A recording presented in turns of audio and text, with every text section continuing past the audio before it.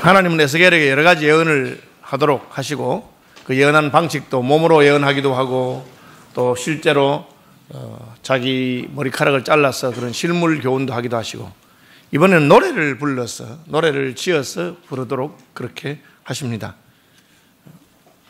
이는 에스겔 당시에 많은 사람들에게 알릴 수 있는 방식이었습니다. 오늘날 같으면 인터넷에다가 글을 써서 올리라 아마 그렇게 했을 것입니다. 그 당시에는 노래를 지어 불러서 자기 마음에 있는 말을 모든 백성들이 듣고 또 듣지 아니하는 왕궁에 있는 사람들까지도 다 듣도록 그렇게 노래를 지어 불러라 그렇게 말씀하고 계십니다. 우리는 우리 그 백제 역사 가운데 백제 무왕이라고 하는 분이 젊은 시절에 그 서동으로 있을 때 선화공주를 사랑해서 선화공주와 결혼하기 위해서 그 방법이 없잖아요. 공주는 왕궁에 있으니까. 그래서 서동요라고 하는 노래를 지어가지고 선화공주님이 밤마다 서동이라고 하는 서방을 만나러 다닌다 뭐 그렇게 마장사 하면서 아이들에게 그 말을 나누어주고 노래 불러라 해서 아이들이 자꾸 노래를 부르니까 그 노래가 구중궁궐 속에 있는 선화공주의 귀에도 들리고 그리고 왕의 귀에도 들려가지고 네가 도대체 행실을 어떻게 했길래 이런 노래가 전국에 퍼졌느냐 하면서 쫓겨났는데 그 공주와 결혼하게 되었다. 그런 이야기를 알고 있습니다. 그러니까 하나님께서 에스겔에게 온 이스라엘 백성들이 노래를 따라 부르도록 너 노래를 지어서 부르는데 애가를 지어서 불러라. 그래서 구슬픈 노래를 부르도록 그렇게 하는 것입니다. 그것이 고대에 있어서 노래의 힘이고 많은 사람들에게 그 노래가 불림으로 말미암아 그 마음에 깨달음이 있도록 하는 방식이라고 할 수가 있습니다. 그래서 에스겔은 하나님 시킨 대로 노래를 지어서 부르는데 그 노래는 누구를 위한 노래냐? 이스라엘 고관들을 위한 노래입니다. 여기는 고관이라고 되어 있는데 개역 성경에는 방백이라고 되어 있습니다. 방백이나 고관이나 뜻은 같지만 굳이 말하자면 방백이라는 것은 그 방이 지방이잖아요. 한 지방을 다스리는 백은 제일 높은 사람을 말하죠. 그래서 도지사를 도백이라 그렇게 합니다. 방백들, 귀족들을 말합니다. 성경 주석가들은 단순히 귀족이 아니라 왕족들이다. 여기 고관 혹은 방백이라고 표현한 말은 귀족들과 왕족들을 말한다. 다시 말하면 이스라엘의 통치의 최상부에 있는 사람들에게 대한 애가입니다. 왜 그들에게 애가를 지어 부르라고 합니까? 이제는 하나님의 심판이 나라의 어려움이 왕족들에게까지 고관들에게까지 미치게 되었다 하는 것입니다. 백성들은 어려워 죽어도 높은 자리에 있는 사람들은 백성들의 어려움을 전혀 모르는 수가 많습니다. 그래서 국회에 가서 데모하고 하면서 그런 이야기를 하고 혹은 서울시장이 되거나 높은 자리에 올라가면 생전 타지 않던 지하철도 한번 타보고 하는 것이 백성들의 어려움을 내가 알아야 되는데 그걸 잘 모른다 그런 것을 말하고 있습니다. 우리나라에 IMF가 터져가지고 온 국민들이 경제적으로 어려움을 겪을 때도 돈 많은 사람들은 전혀 괜찮았습니다. 오히려 이자가 많이 나오니까 평소보다 더 많은 이자를 받고 또 물건값 떨어지고 집값 떨어지고 하니까 그때 싸게 부동산 원하는 거 사고 빌딩도 사고 그렇게 해서 오히려 더 잘 살게 되었다. 이대로 가면 좋겠다 해서 그 당시에 부자들의 구호가 이대로였다고 그렇게 말하고 있습니다. 우리가 북한을 보면 너무 잘 알고 있습니다. 북한의 모든 국민들이 먹고 사는 것 때문에 어려움을 겪는 그런 시대에도 평양에 사는 사람들은 좀 괜찮았습니다. 한 걸음 들어가서 백두혈통이라고 하는 김일성 3대 그 친척들은 잘 먹고 잘 사는 것을 볼 수가 있습니다. 하나님께서 왜 이스라엘의 고관 대작들을 향해서 왕족들을 향해서 슬픈 노래를 불러서 애가를 불러서 그들의 귀에도 들리도록 하라고 하느냐? 지금 나라가 망해가는 것을 전혀 알지 못한다는 것입니다. 백성들이 어떤 어려움이 있는 것을 알지 못했습니다. 애굽의 바로도 그랬습니다. 하나님이 10가지 재앙으로 애굽을 치실 때도 바로는 끄떡도 하지 않습니다. 왜? 나일강이 피로 물들든지 모든 곡식이 우박에 타든지 백성들은 고난을 당해도 바로의 궁궐에는 여전히 먹을 것이 있고 자기가 물 떠올 필요가 없기 때문에 신하들이 멀리 가서 우물을 파서 물을 떠오고 하기 때문에 자기는 괜찮은 것입니다. 그래서 하나님께서는 노래를 불러서 왕궁에 있는 고관 대작들도 지금 하나님의 심판이 눈앞에 와 있고 나라가 얼마나 어려움에 처해 있는가를 알도록 하라. 그리고 그 고관들을 향한 애가를 불러라. 그렇게 말하고 있습니다. 참 저는 지금 아마 북한을 향해서 애가를 불러야 될 때가 아니냐. 북한의 고관 대작들이 지금 나라가 망한 줄 알지 못하고 있습니다. 핵무기를 만들었으니까 끄떡없다 그렇게 착각하고 있는지 모르겠습니다. 저는 중국도 마찬가지로 생각합니다. 최근에 중국의 시진핑 주석이 기독교를 박해하기 시작했습니다. 십자가가 달려있는 교회들의 십자가를 수백 개를 부서뜨리고 심지어 예배당을 갖다가 무너뜨렸습니다. 최근에 저희 OMF의 선교사님 한 분이 사역하시던 지역에 그 교회 교인들 100명을 잡아갔습니다. 그리고 그 중에 목사를 제목을 해서 고소했는데 그 제목이 뭐냐, 제가 뭐 중국말을 다 알지 못하지만 한자로 되어 있으니까 읽어보니까 제목이 국가를 전복하는, 국가 전복의 혐의를, 그 복음을 전하는 목사에 그런 혐의를 씌우고 있습니다. 그래서 저는 이쯤 되면 지금 하나님하고 싸우자는 거 아니냐, 막 먹자는 거 아니냐, 끝날 날이 다가왔는가 보다, 그런 생각합니다. 왜 에스겔이 지금 고관 대작들을 향해서 하나님의 심판을 경고하십니까? 멸망이 눈앞에 왔다는 것이죠. 여러분, 우리나라가 망할 때 어떤 일이 있습니까? 민비가, 왕후가 궁궐에서 일본 검객들에 의해서 죽음을 당하고 수치를 당하는 그런 일이 있었습니다. 그럼 뭘 말합니까? 조선의 멸망이 왔다는 거죠. 왕자들이 볼모로 잡혀서 끌려가게 됩니다. 끝난 것이죠. 이제는 하나님의 심판이 눈앞에 다가왔다. 고관들을 위한 애가는 그런 게 있습니다. 나라의 최고 지도자들이 잘못된 판단을 하고 하나님 앞에서 황송한 일을 할 때 우리는 두려운 마음을 가져야 됩니다. 최근에 한국 교회의 지도자들 가운데 매스컴에 안 좋은 일로 참 나타난 일을 볼 때 저는 두려운 마음이 듭니다. 이게 조국 교회에 하나님의 심판이 임한 것이 아닐까. 우리가 조심해야 될 점이 분명히 있는 것입니다. 하나님은 에스겔을 향해서 듣지 않는 고관대작들을 향해서, 왕족들을 향해서 너희에게도 이제 심판이 임할 것이니까 하나님의 경고를 귀에 새겨 들어라. 직접 찾아가서 말하면 되는데 왜 찾아가서 말하지 않습니까? 안 들으니까. 여러분, 범죄해도 하나님의 경고의 말씀을 듣고 회개하는 지도자는 희망이 있습니다. 우리는 다윗 왕이 못된 짓을 해서 충성스러운 부하 우리아를 죽이고 그의 아내를 빼앗은 일을 알고 있습니다. 하나님께서는 나단 선지자를 보내서 왕을 면책했습니다. 네가 어떻게 그런 짓을 할 수 있느냐? 내가 너를 목동에서부터 키워서 왕을 삼지 않았느냐? 너에게 부인이 부족했더라면 처첩을 얼마든지 더 드려도 될 수 있는 왕이 아니냐? 그런데 어떻게 신하의 아내를 빼앗고 그를 죽였느냐? 다윗은 그 책망을 듣고 꾸꾸러져서 애통하고 회개하면서 하나님 잘못했습니다, 살려달라고 하고, 시편에 하면 눈물을 얼마나 많이 흘렸는지 그의 눈물로 침상이 둥둥 뜨는 것 같은 그런 일이 있었다, 그렇게 말했습니다. 하나님이 선지자를 통해서 외칠 때 그 말을 듣는 왕은 소망이 있습니다. 그런데 이스라엘의 고관대장은 듣지 않기 때문에 이제는 할 수 없이 노래를 지어서 그 노래가 방방곡곡에 퍼지도록 그렇게 하고 있습니다. 이 노래는 3절로 되어 있다고 할 수가 있습니다. 우리가 뭐 애들이 부르는 동료를 잘 알잖아요. 곰 3마리가 한 집에 있네, 다 알잖아요. 여기는 사자 이야기를 하고 있습니다. 암사자가 있었네. 1절은 암사자가 있습니다. 사자는 백수의 제왕으로서 여러 짐승들 위에 군림하면서 다스립니다. 그런데 그 암사자가 자기가 혼자서 백성을 다스리는 것을 만족하지 아니하고 자기 새끼를 키워서 대를 이어서 이 새끼가 다스리도록 새끼를 키웠다, 그 얘기를 하고 있습니다.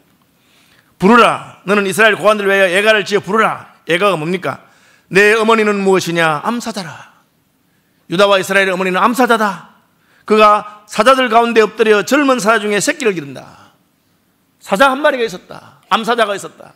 암사자는 새끼를 키워서 자기처럼 힘센 사자를 만들어서 또 백성들, 또 다른 만 짐승들 위해서 다스리도록 키웠다, 그렇게 말하고 있습니다. 새끼를 키우며 젊은 사자가 되었다. 이제 사자가 자라서 젊은 사자가 됐습니다. 그 먹이를 물어 뜯기를 배웠다. 사자가 어떻게 합니까? 다른 짐승을 물어 뜯어서 자기의 먹이로 삼습니다. 사자가 잘 커서 힘이 세어져서 다른 짐승을 물어 뜯게 되었다는 것입니다. 그런데 물어 뜯기를 배웠는데 사람을 삼켰다. 이게 뭘 말합니까? 선을 넘었다고 하는 것입니다. 산에 호랑이가 그 산에 있는 모든 짐승 중에 산중의 왕인데 그 호랑이가 토끼를 잡아먹든지 여우를 잡아먹든지 신경 쓸 사람이 누가 있겠습니까? 그러나 그 호랑이가 아무리 크고 힘이 세다 하더라도 사람을 해쳤다, 사람을 잡아먹었다 하면 어떻게 되겠습니까? 그러면 전국 방방곡곡에 총 잘 쏘는 포수를 잡아다가 그 호랑이를 잡으려고 할 것입니다. 그 얘기를 하고 있습니다. 사자를 잘 키웠습니다. 그런데 사람을 잡아먹게 됐다는 것입니다. 우리나라에는 치맛바람이 있습니다. 지금부터 2000 몇백 년 전에 유다에도 똑같습니다. 왕가에도 자기 자식을 잘 키워서 지도자가 되게 하고 백성들 위해 군림하게 하고 높아지고 출세하기를 바라는 어머니들이 있었습니다. 그 어머니는 새끼 사자를 키우면서 힘이 있어야 한다. 잡아먹어라. 물어뜯어라. 그렇게 가르친 것입니다.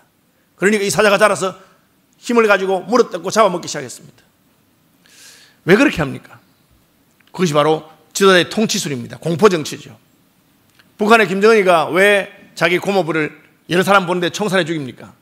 고모부가 무슨 뇌물을 받든지 혹은 자기를 존경하지 않든지 하면 그냥 조용히 불러다가 그 자리에서 내려앉히고 그냥 고모하고 둘이 시골에 가서 사세요. 그렇게 할 수 있는데 왜 공개적으로 기관총으로 총살합니까? 이유는 한 가지입니다. 다른 사람들에게 본보기를 보인 것입니다. 이것들이 내가 어리다고 나한테 기어오르는 거야? 내가 얼마나 무서운 사람인지 보여주겠어. 공포정치입니다.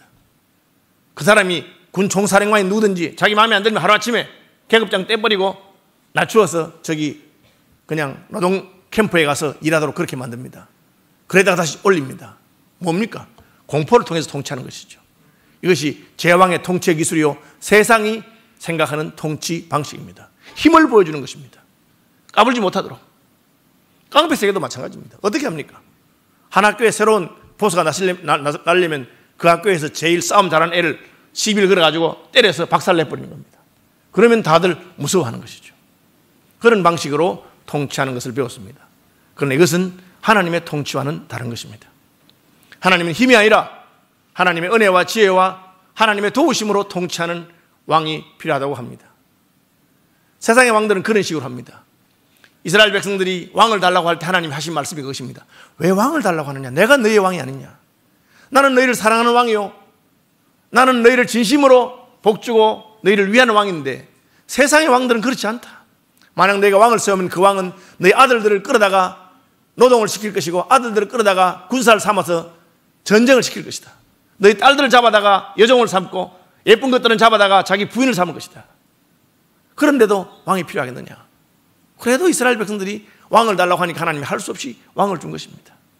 그러면서 이스라엘의 왕은 말과 병거와 사람을 의지하지 말고 하나님을 따라 섬겨라, 그렇게 말했습니다. 이스라엘 왕 가운데 가장 지혜로웠던 왕 솔로몬은 어떻게 합니까?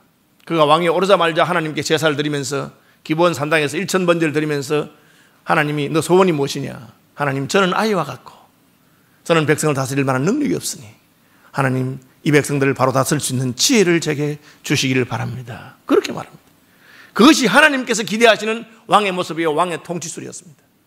그런데 이스라엘 왕들 중에 그렇게 하는 왕들이 없습니다.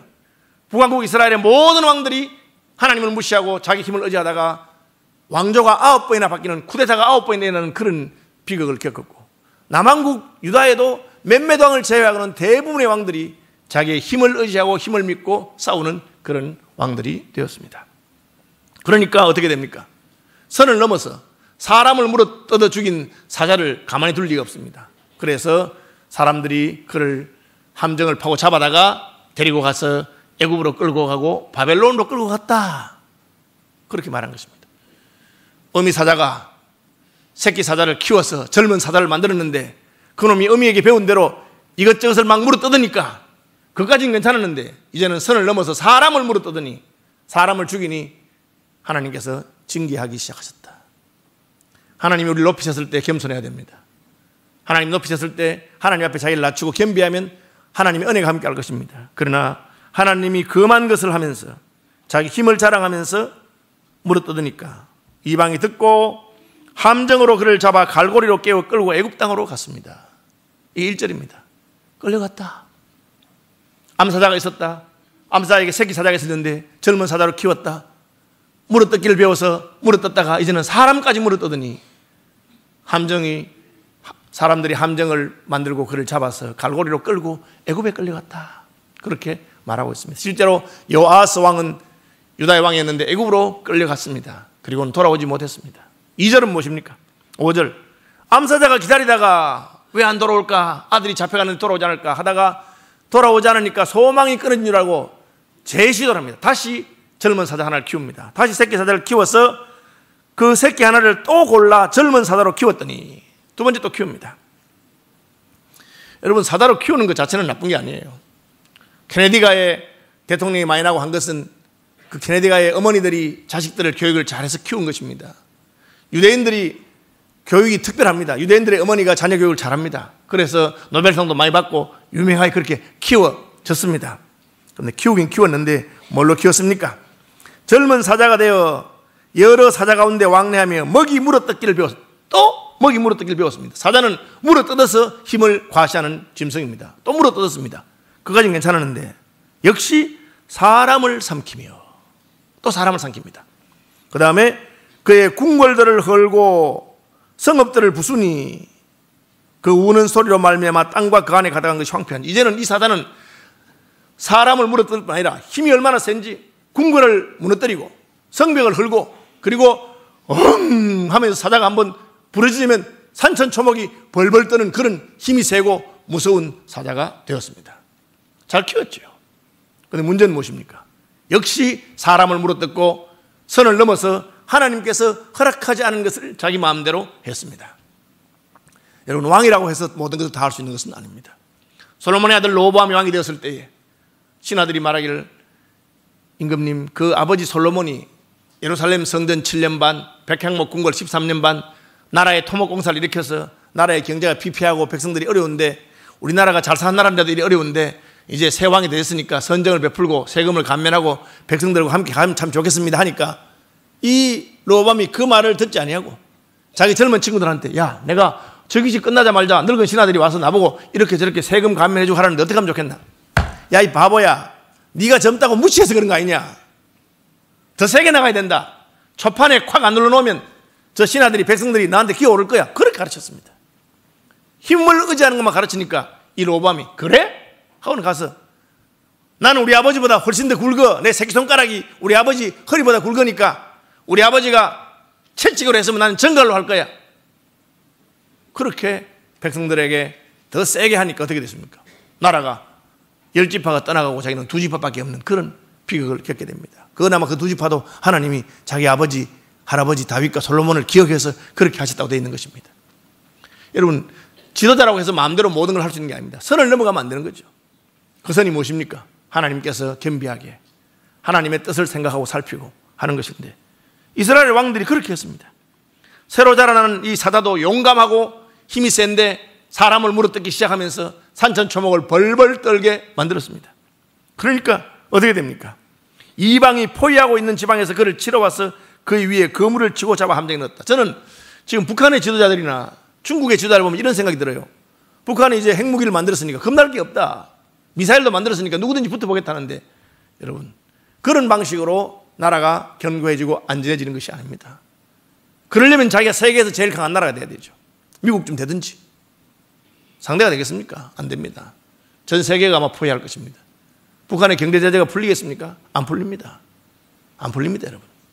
마지막으로 할 수 있는 게 뭐예요? 남한을 폭격하는 거예요. 남한 핵무기를 터뜨린 정도겠죠. 혹시 만약에 그렇게 한다면 그 길로 북한은 망할 것입니다. 저는 그렇게 생각합니다. 선을 넘는 것이죠. 중국도 마찬가지입니다.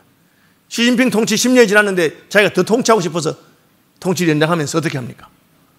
교회당 십자가를 간 수백 개를 부수고 교회당 건물 자체를 부수고 예배드리는 사람 잡아가서 반역죄로 처형하고 그렇게 합니다.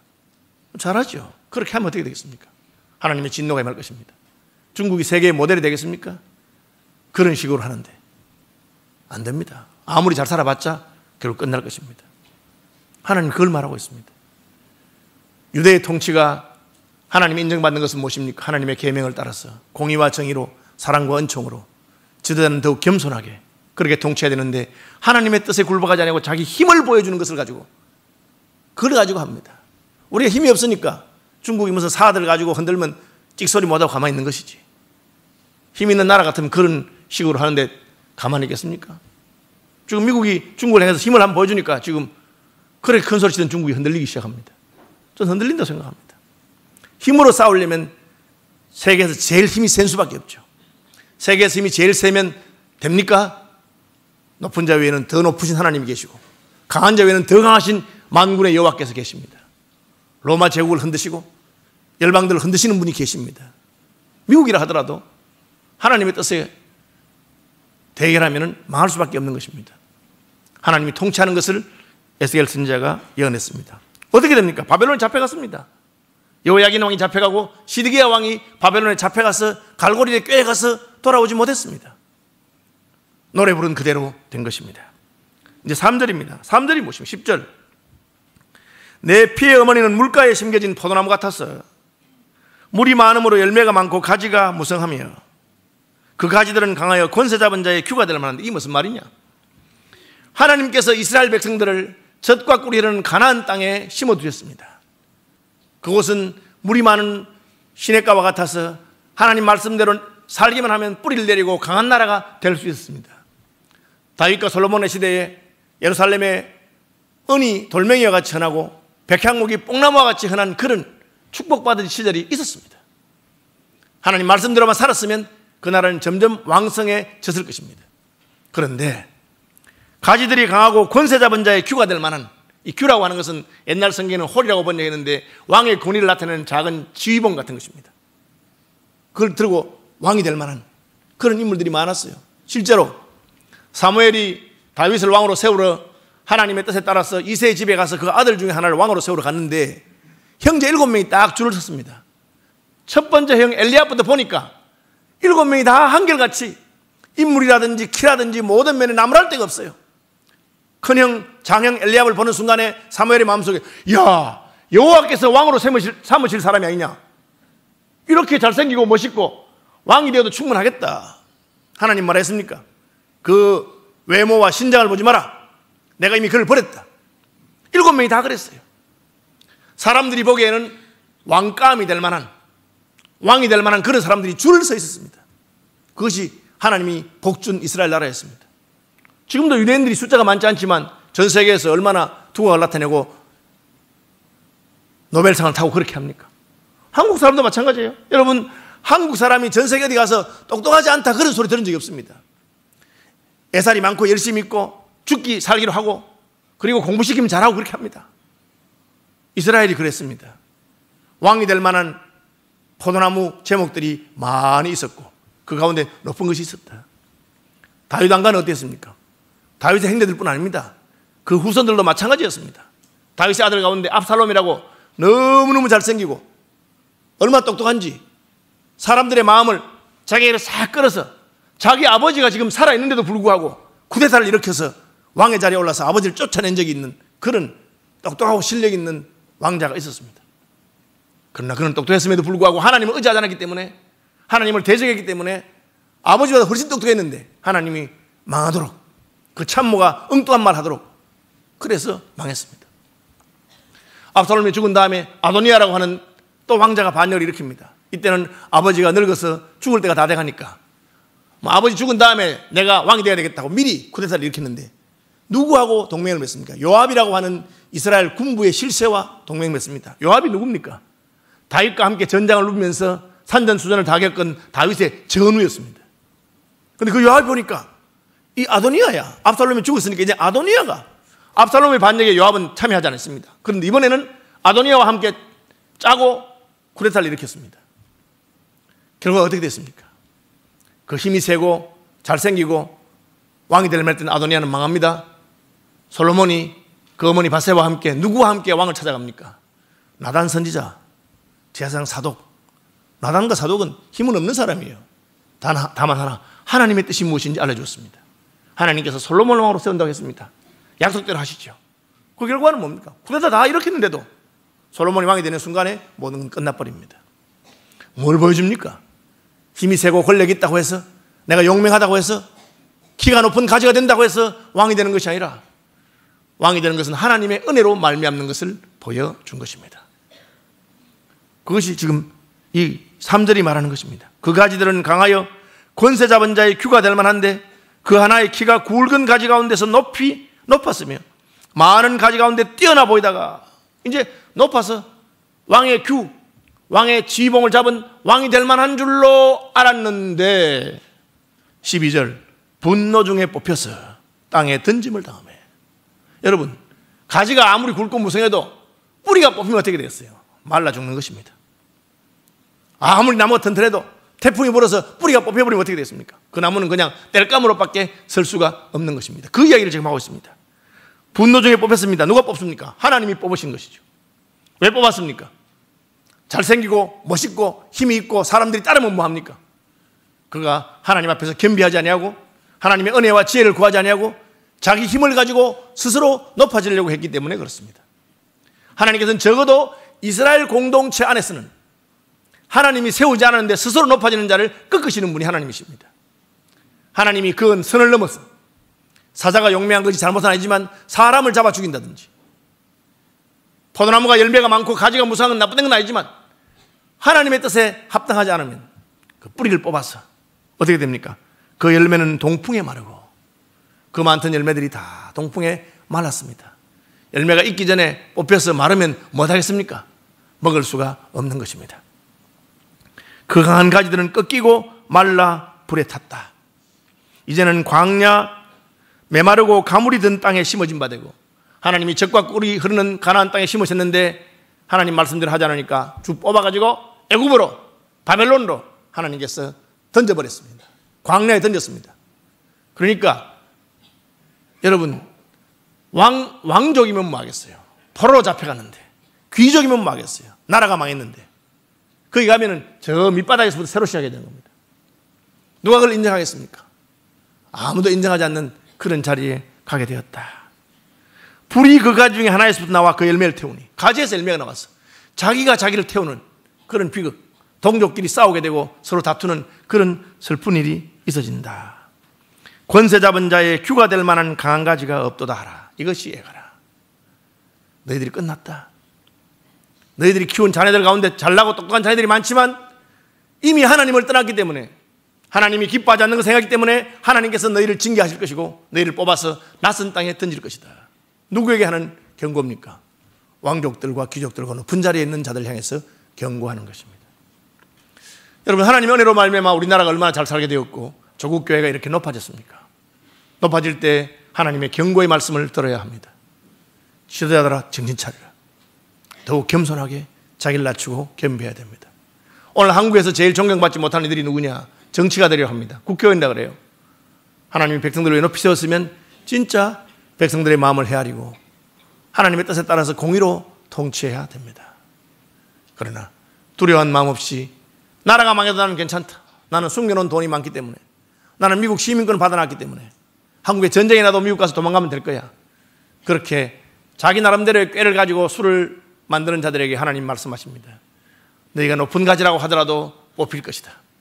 너희가 사자 새끼가 자라서 젊은 사자처럼 힘을 발하고 한번 부르짖으면 산천초목이 벌벌 떤다고 하더라도 그래도 너희도 망할 것이다.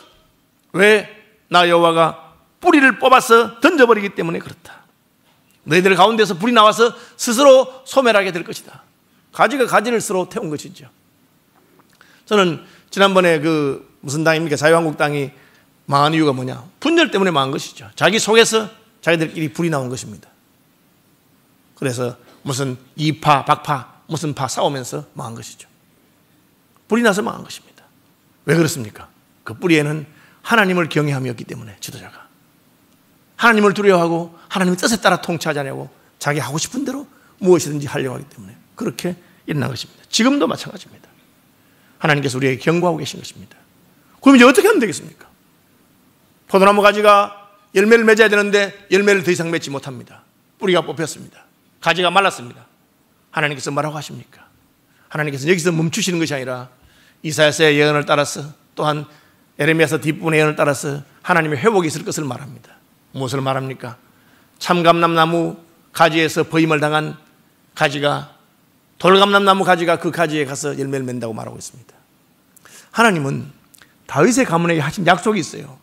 다윗의 가문에서 왕이 끊어지지 않을 것 약속했는데 이 왕들이 하나님의 뜻에 합당하지 않으니까 하나님 심판할 수밖에 없는 거예요. 그거 어떻게 하십니까?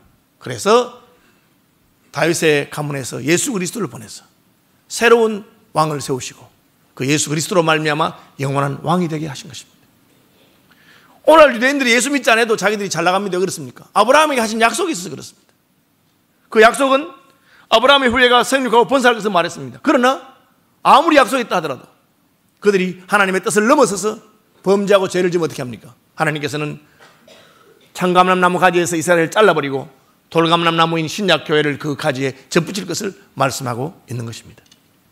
저와 여러분이 구원을 받았다고 해서 교만하거나 하나님의 자녀라고 해서 함부로 해도 된다고 생각하시면 안 됩니다. 우리는 경건한 두려움을 가지고 참감람나무도 아끼지 않으시고 잘랐는데 돌감람나무인 우리는 언제든지 자를 수 있다는 걸 생각하고 참감나무이신 예수 그리스도에게 접붙임을 받아야 하는 것입니다. 우리가 열매 맺는 방법이 무엇입니까? 겸비하게 나는 아이와 같이 아무것도 알지 못하니 하나님의 지혜와 성령의 은혜가 저와 항상 함께하여 주시옵소서. 참감나무이신 예수 그리스도에게 내가 접붙이지 않으면 내 가지가 아무리 크고 높고 열매가 많이 달려도 하루아침에 마를 수밖에 없사오니 가지가 포도나무에 붙어있게 하여 주옵소서. 그렇게 해야 됩니다. 여러분, 한국교회가 어려운 중에도 서울시민교회는 올해도 하나님께서 재정적으로도 적자가 나지 않게 하시고 또 성도들의 수도 늘어나게 하시고 그렇게 하신 것은 귀한 복입니다. 우리가 잘나서 그렇습니까? 그렇지 않습니다. 무슨 목사가 잘해서 그렇습니까? 그렇지 않습니다. 오직 하나님의 한량없는 긍휼과 자비로 그렇게 된 것을 알아야 됩니다. 겸비하게 하나님, 새해에도 하나님의 은혜가 우리를 두르시고 우리는 아무것도 아니오니 우리는 아이와 같은 자이오니 주의 지혜가 우리를 붙드시기를 바랍니다. 그럴 때 하나님의 긍휼과 자비가 있을 것입니다. 교회를 위해서, 특별히 목사를 위해서, 나라를 위해서, 특별히 대통령과 다스리는 자들을 위해서 기도하는 여러분들이 되시기를 바랍니다. 왜? 지도자가 망하면 나라가 망하기 때문에, 지도자가 경고를 듣지 않으면 하나님의 심판이 가까웠기 때문에 그렇습니다. 저는 예언합니다. 저는 북한이나 중국이 멀지 않았다고 생각합니다. 교회를 대적하고 하나님 백성들을 처형하고 그러면서 잘 살 수가 없습니다. 하나님의 심판이 두렵습니다.